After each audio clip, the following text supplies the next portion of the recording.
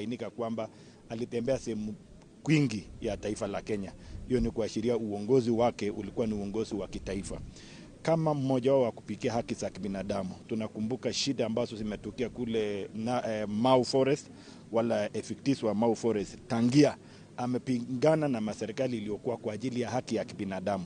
Hata ile shida iko kule sehemu ya Angata Baragoi, mnakumbuka kwamba amekuwa kibaumbele akiwapigania.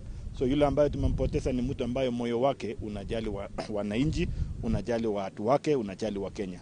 So yangu tu ni kusema pole na kuambia jamii kwamba tutasaidiana pamoja na kuungana na viongozi kuuliza wakaji wa eneo bunge la Emuru wa Dikirr na Narok County kwa ujumla na Wakalenjin wote kwa ujumla kwamba hii ni wakati mgumu, tuweze kutulia, tuweze kuweka kando hisia za siasa kwa sasa, tuweze kuomboleza. Ya mwisho ni kuuliza viongozi, jinsi wenzangu wamesema, hii ni wakati wa kujali familia. Tusiweze kuweka siasa mambo ya kifo ya ndege, jinsi ambapo tunangojea udhabiti kamili tatueleza ni nini kilichotukia ndio tuweze kuridhika. Kwa sasa tuweze kuipatia na hiyo nafasi. Tusiweke siasa ya tofauti yetu ya kisiasa ya kitaifa ili kuingiza wananchi wahisi ni kama kwamba ilikuwa ni mipango ama ilikuwa ni njama.